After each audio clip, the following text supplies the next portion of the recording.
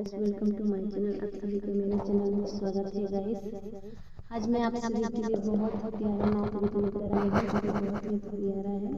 सुनिए, आप सभी को पसंद आए तो प्लीज़ मेरे चैनल को लाइक शेयर सब्सक्राइब जरूर करिएगा। ज़्यादा से ज़्यादा कमेंट भी करिए आप लोग।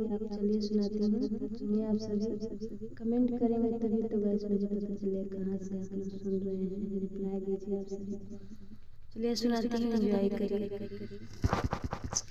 आंगना बहार देवर पकड़े मोर कलैया हो कि टूटी गईल ना। आंगना बहार देवर पकड़ी मोर कलैया हो कि टूटी गईल ना, हो कि टूटी गईल ना।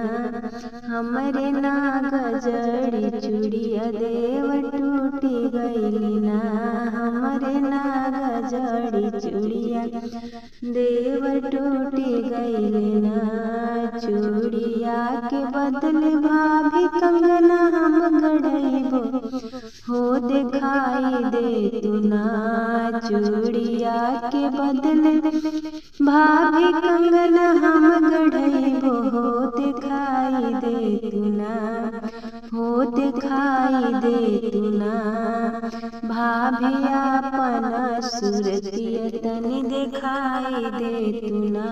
भाभी अपनी सूरतिया तनी दिखाई दे तू ना। भाभी अपना सूरतिया तनी दिखाई दे तू ना। जाहो तू देवरु देखबा हमारी सूरतिया हो लो भाई जई बना। जाहो तू देवरु देखबा हमारी सूरतिया हो लो भाई जई बना, हो लो भाई जई बना।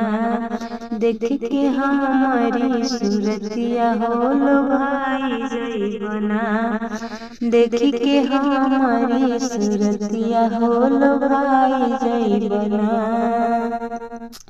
इतना बचा इतना बोली सुनिए तो हरे जे भैया हो कि घरे आई है ना।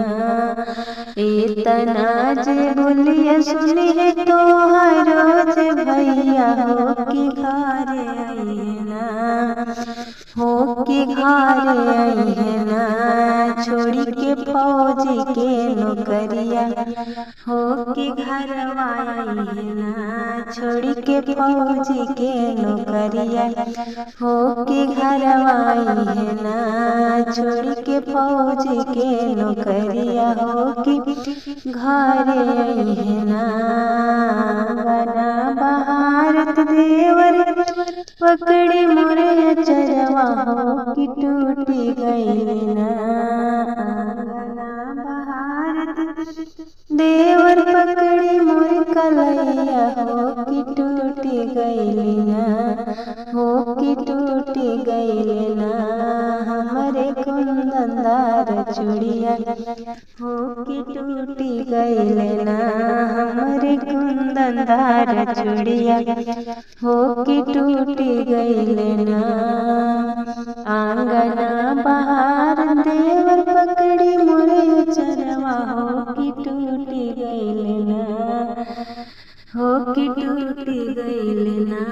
अचरक लागल सवा हो कि टूटी गईल ना। अचरक के बदले भाभी